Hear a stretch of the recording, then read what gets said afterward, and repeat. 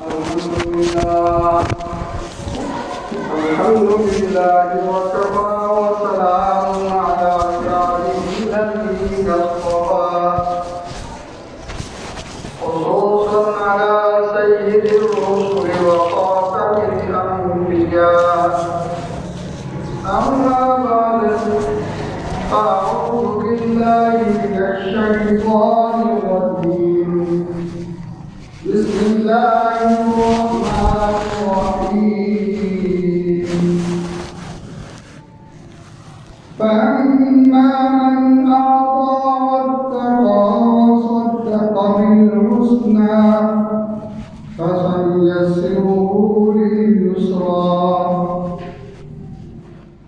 رب اشرح لي صدري ويسر لي أمري واحلل عقدة من لساني يفقهوا قولي.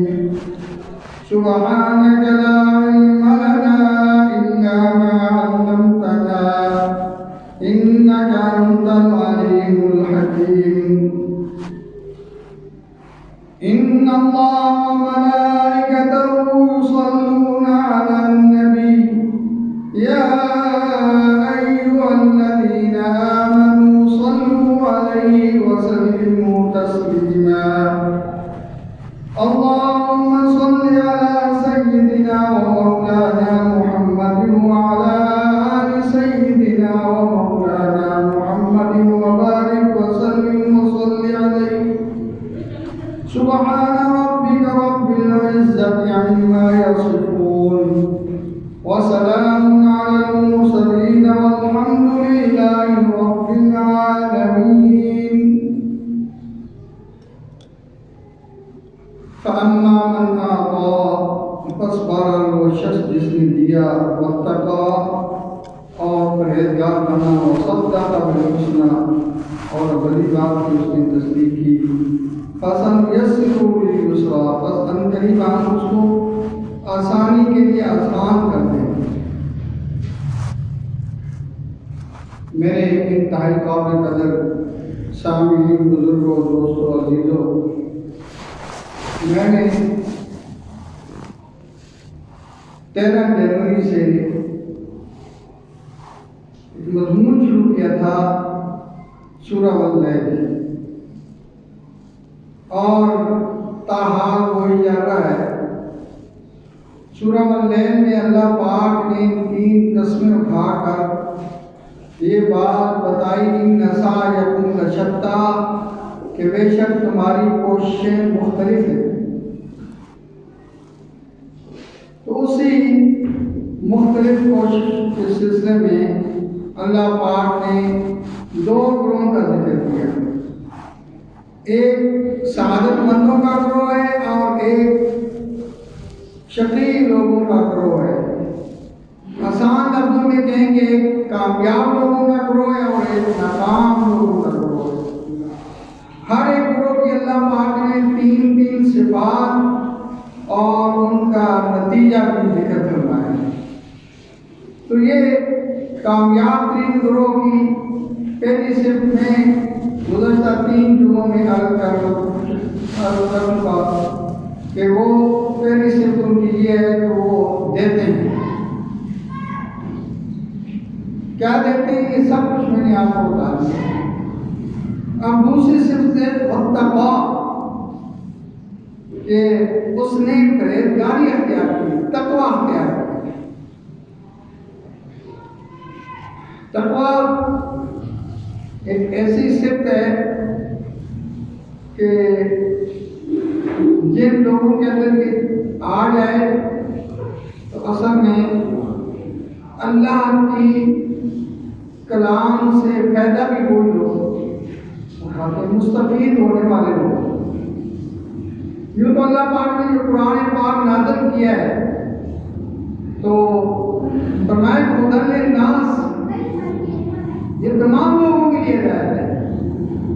سورہ البقرہ میں فرمایا شہر رمضان الذی انزل فیہ القرآن ہدی للناس، یہ رمضان کا مہینہ اس میں قرآن اتارا گیا ہے اور وہ ہدی للناس تمام لوگوں کے لیے ہدایت ہے.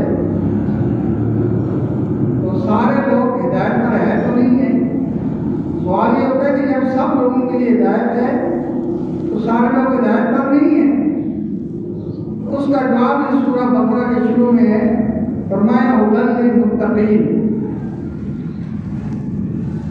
کہ یہ ہدایت تو سب کے لیے ہے، لیکن اس سے مستفید جو ہیں وہ متقین ہی پرہیزگار، جو تقویٰ اختیار کرتے ہیں۔ تقوی کی تعریف کیا ہے؟ تقوی کی تعریف یہ ہے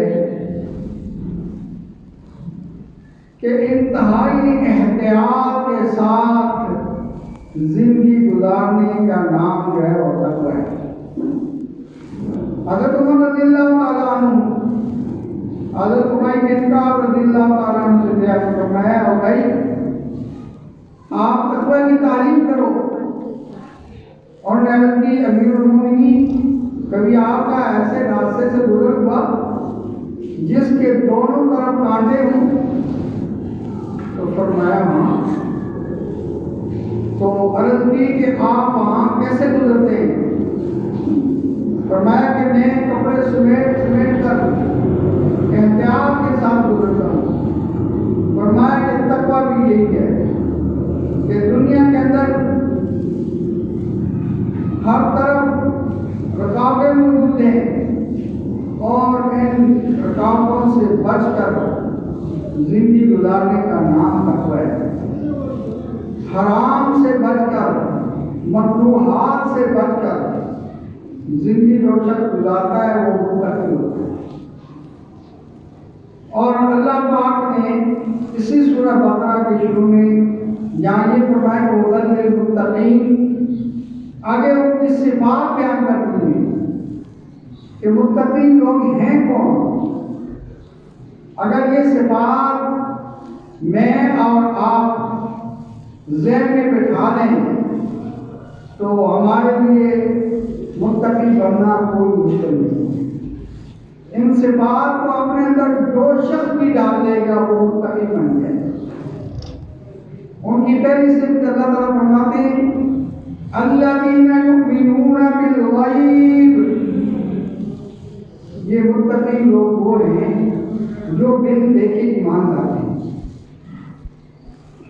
اللہ کو نہیں دیکھا، کسی نے نہیں دیکھا، لیکن جب اللہ نے اپنی کتاب کے اندر اپنا تعارف کرا دیا، اللہ کے نبی نے بتا دیا، تو ایمان لے آئے تو ایمان بالغیب ہو گیا۔ تو یہ پہلی صفت ہے۔ اب کسی نے جنت کو نہیں دیکھا، دو لوگ کو نہیں دیکھا، لیکن اللہ کے نبی نے بتا دیا، اللہ نے بتا دیا کہ جنت بھی ہے، جہنم بھی ہے، سب کچھ ہے۔ تو یہ بن دیکھے مان لیا تو ایمان بالغیب ہے۔ تو گویا کہ تقویٰ کی پہلی صفت حاصل ہو گئی۔ تو تقویٰ کی پہلی صفت کیا ہوئی؟ ایمان بالغیب۔ تقویٰ کی پہلی صفت کیا ہے؟ ایمان بالغیب۔ تو ایمان بالغیب جب آ جائے، پورا یقین ہو جائے اللہ کی ذات پہ کہ ہماری تمام ضرورتیں پورا کرنے والا کون؟ اللہ۔ دور و نزدیک سے سب کچھ سننے والا کون ہے؟ اللہ۔ تمام مشکلات کا حل کرنے والا کون ہے؟ اللہ۔ جب یہ چیزیں ذہن میں آ جائیں کہ ہمارا معبود صرف کون ہے؟ اللہ ہے، ہمارا مشکل کشا حاجت روا صرف کون ہے؟ اللہ ہے۔ اللہ کو دیکھا نہیں ہے، اور جو اللہ نے بتائی ہے بہت ساری چیزیں ان کو دیکھا نہیں ہے، ایمانیات آئیں گی انشاءاللہ۔ تو ان پر ایمان رکھنا ایمان بالغیب کہلاتا ہے۔ تو یہ تقویٰ کی پہلی صفت۔ دوسری صفت فرمایا الذین یؤمنون بالغیب ویقیمون الصلاۃ، اور وہ نماز کو قائم کرتے ہیں۔ ایک ہوتا ہے نماز کا ادا کرنا، ایک ہوتا ہے نماز کو قائم کرنا۔ ان دونوں میں فرق ہے۔ آپ نے ٹائم پہ نماز پڑھ لی، جماعت کے بغیر پڑھ لی، گھر میں پڑھ لی، وہ آپ کی نماز ادا ہو گئی۔ ٹائم کے اندر پڑھی، یہ کہلائے گی ادائے صلاۃ۔ لیکن جب آپ نماز باجماعت ادا کریں گے، نماز کا پورا اہتمام کریں گے، تو یہ ہے یہ یقین الصلاۃ کہ وہ نماز کو قائم کرتے ہیں۔ تو جو لوگ ایمان بالغیب کے ساتھ نماز بھی باجماعت ادا کرتے ہیں، اس کی تمام شرائط کا لحاظ کرتے ہوئے، تو یہ تقویٰ کا دوسرا درجہ بھی حاصل کرتا ہے۔ اور نماز کا باجماعت ادا کرنا انتہائی ضروری ہے، کیونکہ نبی کریم صلی اللہ علیہ وسلم نے ہمیشہ نماز باجماعت ادا کی۔ آپ نے بیماری کی حالت میں بھی نماز باجماعت ادا کی ہے، اور کیونکہ آپ کو اسوہ حسنہ ہے امت کے لیے، بہترین نمونہ ہے، تو آپ نے کر کے دکھایا ہے۔ تو جب آپ نے کر کے دکھایا ہے تو امت کے لیے ضروری ہے اقامت الصلاۃ، یقیمون الصلاۃ۔ اور تیسری صفت یہ ہے وَمِمَّا رَزَقْنَاهُمْ يُنْفِقُونَ۔ کچھ دن پہلے میں نے اسی کا ذکر بھی کیا تھا دعا کے اندر کہ وہ اللہ کا دیا ہوا مال، اللہ کی صلاحیت، اللہ کی دی ہوئی طاقت کو اللہ کے واسطے میں خرچ کریں۔ وَمِمَّا رَزَقْنَاهُمْ يُنْفِقُونَ، یا معمول کے لیے ہے، فرمایا کہ جو کچھ ہم نے اس کو تم کو دیا ہے وہ خرچ کرتے ہیں اللہ کے واسطے۔ تو وہ ہے کہ جب انفاق آ جاتا ہے تو یہ تیسری صفت ہے، ایمان بالغیب ایک، اقامت الصلاۃ دو، انفاق فی سبیل اللہ تین۔ یہ تین صفات جی جو صفات بڑھتی جائیں گی، تقویٰ کا اثر بھی بڑھتا جائے گا۔ وہ ہے کہ تقویٰ کے درجات میں وہ طے ہوتے جائیں گے، منازل طے ہوتی جائیں گی، انسان پرواز بڑھتی جائے گی۔ اور چوتھی صفت یہ فرمائی وَالَّذِينَ يُؤْمِنُونَ بِمَا أُنزِلَ إِلَيْكَ وَمَا أُنزِلَ مِن قَبْلِكَ۔ کہ یہ متقی وہ لوگ ہیں جو اس پر بھی ایمان رکھتے ہیں جو آپ کی طرف نازل کی گئی ہے، اور اس پر بھی ایمان رکھتے ہیں جو آپ سے پہلے نازل کی گئی۔ تو ایمان متقین کے لیے شان ہے، متقین کی کہ وہ قرآن پاک پر بھی ایمان رکھتے ہیں، اور قرآن پاک سے پہلے جو کتابیں نازل ہوئی ہیں، تورات، انجیل، زبور، ان کو بھی اللہ کی کتابیں مانتے ہیں۔ ہم سب ان کتابوں کو منزل من اللہ مانتے ہیں کہ اللہ نے نازل کی۔ قرآن پاک یہ تو قیامت تک کے لیے ہدایت دیتے ہیں، اور لیکن باقی جو کتابیں ہیں وہ منسوخ ہوتی ہیں، اور پانچویں صفت ہے وہ بھی آخرت میں منسوخ نہیں ہوئی، آخرت پر بھی وہ یقین رکھتے ہیں۔ اور آخرت میں فرمایا اولئک علی ھدی من ربہم واولئک هم المفلحون۔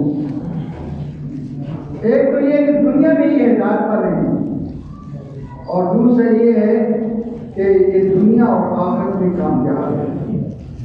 تو سرٹیفکیٹ مل گیا، 5 صفات جس شخص نے اپنے اندر پیدا کرنی، ایمان بالغیب، اقامت الصلاۃ، انفاق فی سبیل اللہ، ایمان بالکتب، اور ایمان آخرت، جس شخص کے اندر یہ صفات آ گئی، اللہ پاک فرمائے اولئک علی ھدی من ربہم، یہ لوگ اپنے رب کی طرف سے ہدایت پر ہیں، یہ گمراہ نہیں ہو سکتے، اور یہ لوگ ہدایت پر ہونے کے ساتھ ساتھ کامیاب ہیں۔ تو یہ صفات ہم سب کو اپنے اندر پیدا کرنی ہے۔ الحمدللہ ہم مسلمان ہیں، तो हमें इस कदर होना चाहिए कि हम मुत्तकी भी हों और हम कुरान पाक से इस्तिफादा करने वाले बने, क्योंकि कुरान पाक हिदायत ही इन लोगों की जिनके अंदर ये सिफात हैं। तो इंशाअल्लाह ये जारी गुजारी है, इस मज़मून को मुकम्मल करेंगे। और उनके टाइम में प्रोग्राम में कुछ लेट होने की वजह से तो अल्लाह ताला से दुआ है कि अल्लाह ताला हमारे अंदर ये सिफात पैदा फरमावे। बात दावाना अल्हम्दुलिल्लाह।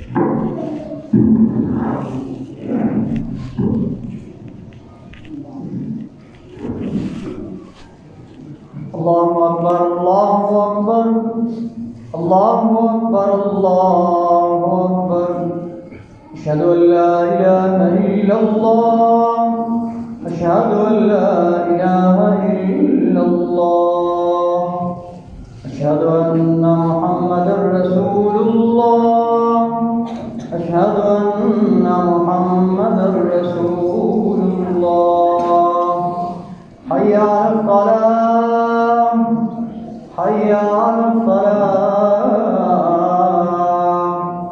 حي على الفلاح حي على الفلاح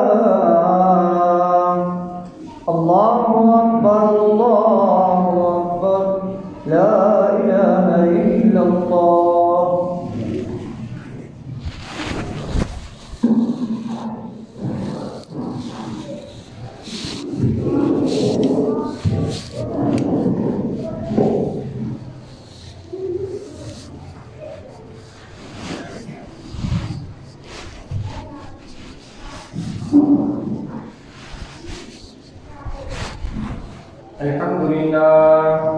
الحمد لله نحمده ونستعينه ونستغفره ونؤمن به ونتوكل عليه ونعوذ بالله من شرور أنفسنا ومن سيئات أعمالنا من يهده الله فلا مضل له ومن يضلله فلا هادي له ونشهد أن لا إله إلا الله وحده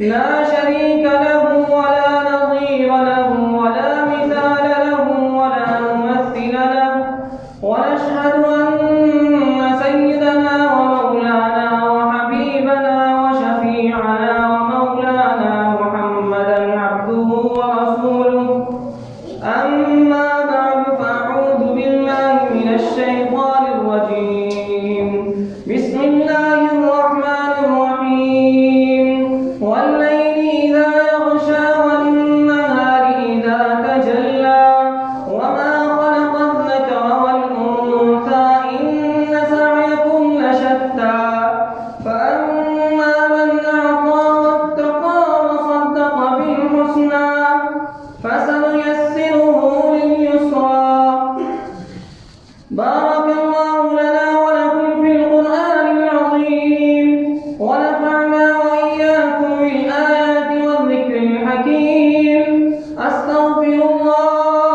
أستغفر الله لي ولكم ولسائر المسلمين والمسلمات والمؤمنين والمؤمنات بارك الله لنا ولكم في القرآن العظيم ونفعنا وإياكم بالآيات والذكر الحكيم إنه تعالى جواد كريم مجد بر رؤوف رحيم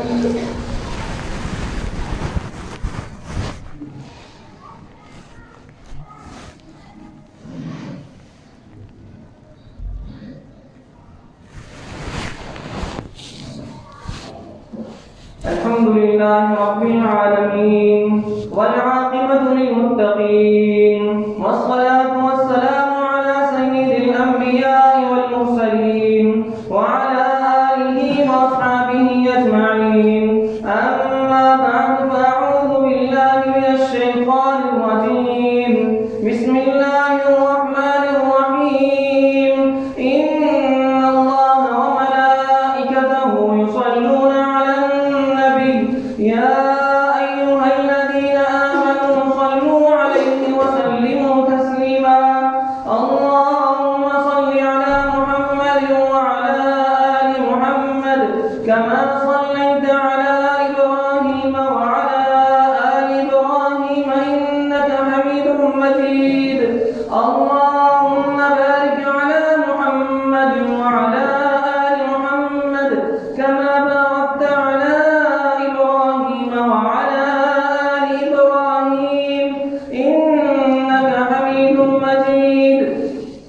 قال النبي صلى الله عليه وسلم: أرحموا أمتي أمتي بأبي بكر رضي الله تعالى عنه، وأشدهم في أمر الله عمر رضي الله تعالى عنه، وأحياهم عثمان رضي الله تعالى عنه، وأرضاهم علي رضي الله تعالى عنه، وسيد الشهداء حمزة رضي الله تعالى عنه، وسيدة نساء أهل الجنة فاطمة رضي الله تعالى عنها. اللهم اغفر للعباس وولده مغفرة ظاهرة وباطنة لا تغادر ذنبا. اللهم اغفر لجميع المؤمنين والمؤمنات والمسلمين والمسلمات الأحياء منهم والأموات. اللهم أعز الإسلام والمسلمين. اللهم انصر الإسلام والمسلمين. اللهم انصر من نصر دين محمد صلى الله عليه وسلم واجعلنا منهم، واخذل من خذل دين محمد صلى الله عليه وسلم ولا تجعلنا منهم. تعالوا عباد الله رحمكم الله. إن الله يأمر بالعدل والإحسان وإيتاء ذي القربى وينهى عن الفحشاء والمنكر والبغي يعظكم لعلكم تذكرون. اذكروا الله يذكركم ولذكر الله تعالى أعلى وأولى وأجل وأتم وأهم وأعظم أكبر.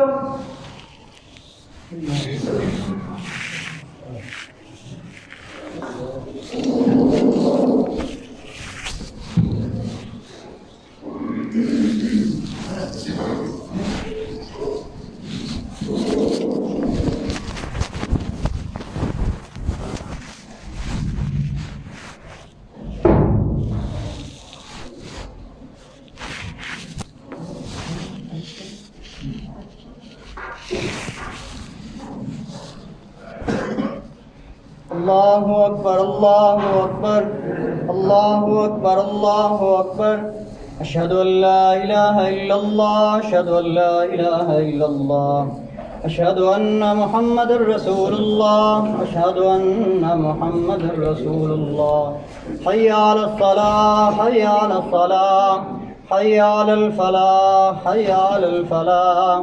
قد قامت الصلاة قد قامت الصلاة. الله أكبر الله أكبر لا إله إلا الله.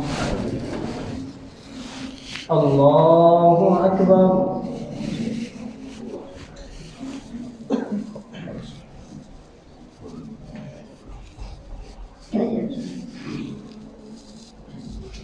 الحمد لله رب العالمين الرحمن الرحيم مالك يوم الدين. إياك نعبد وإياك نستعين. اهدنا الصراط المستقيم صراط الذين أنعمت عليهم غير المغضوب عليهم ولا الضالين.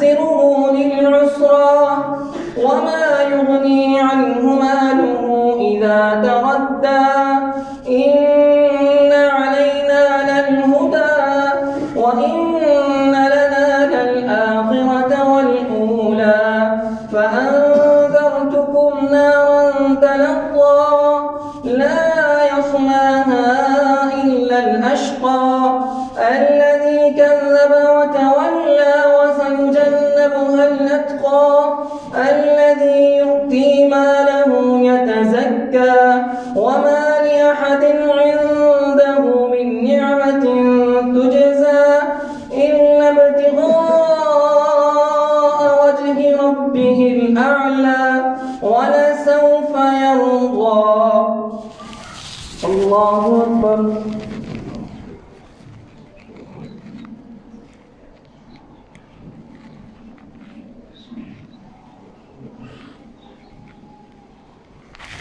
سمع الله لمن حمده. الله أكبر.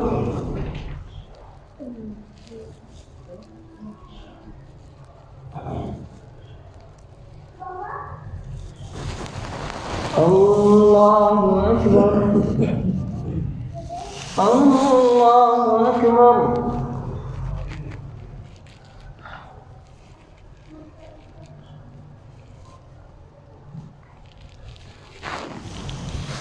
الله أكبر.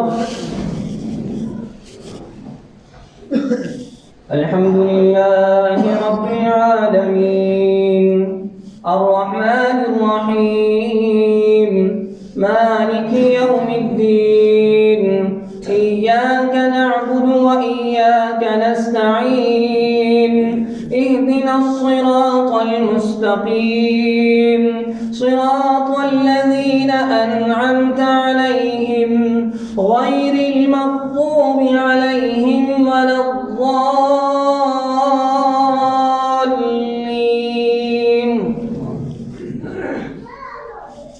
والضحى والليل إذا سجى ما ودعك ربك وما قلى وللآخرة خير لك من الأولى ولسوف يعطيك ربك فترضى ألم يجدك يتيما فآوى ووجدك ضالا فهدى ووجدك عائلا فأغنى فأما اليتيم فلا تقهر وأما السائل فلا تنهر وأما بنعمة ربك فحدث. الله أكبر.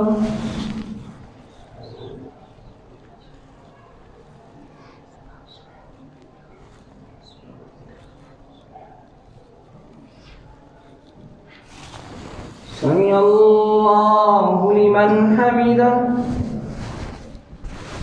الله أكبر.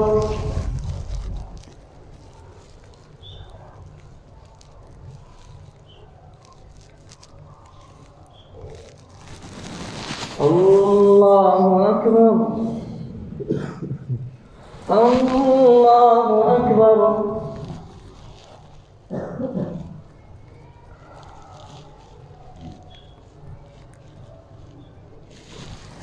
الله أكبر.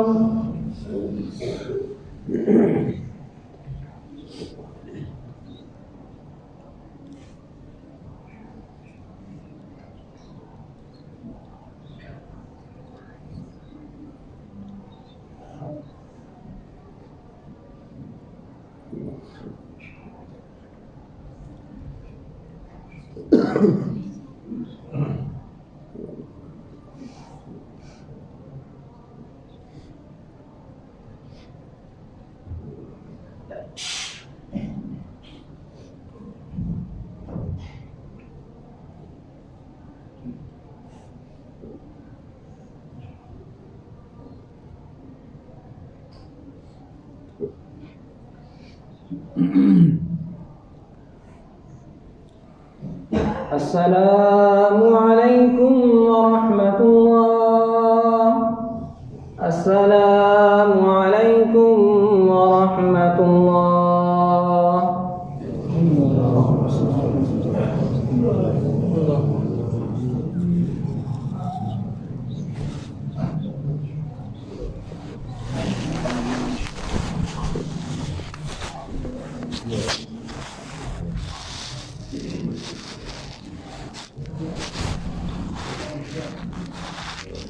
الحمد لله رب العالمين والعاقبة للمتقين والصلاة والسلام على سيد الأنبياء والمرسلين وعلى آله وأصحابه أجمعين.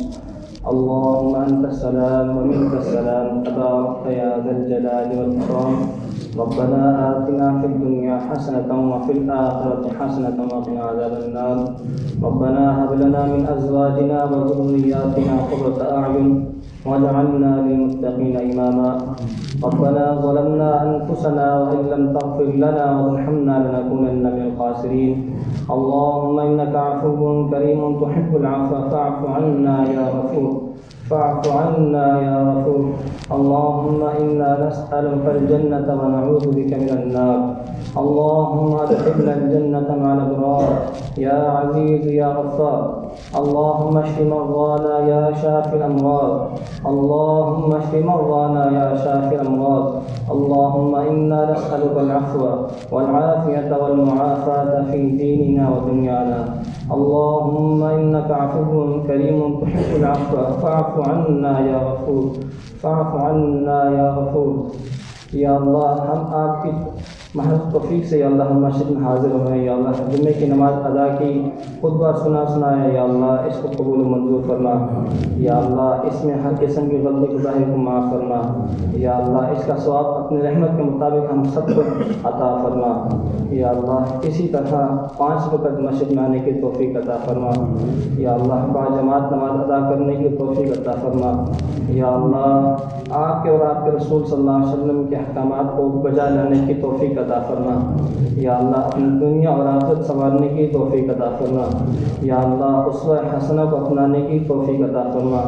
یا اللہ اپنی زندگیوں میں اسلام اور ایمان کو مکمل طور پر اپنانے کی توفیق عطا فرما. یا اللہ مکمل طور پر اسلام کی راہ پر چلا. یا اللہ صراط مستقیم پر چلا. یا اللہ حرام سے بچا اور حلال روزی وافر نصیب عطا فرما. یا اللہ ہمارے ملک کے حالات کو بہتر فرما. یا اللہ اس کے آئے دن مصیبتوں میں گرا ہوا یا اللہ اس کی مصیبتوں کو ختم فرما. یا اللہ ہمیں اچھا مخلص یا اللہ محب وطن حکمران عطا فرما. یا اللہ ہمیں اچھا حکمران عطا فرما. یا اللہ جو ملک پاکستان کو سیدھی راہ پر چلائے یا اللہ ایسا حکمران عطا فرما. یا اللہ ہمارے گھروں کو سکون والا گھر بنا. یا اللہ ہمارے گھروں کو سکون والا گھر بنا. یا اللہ ہماری زندگیوں میں بھی سکون عطا فرما. یا اللہ ہمیں مساجد کو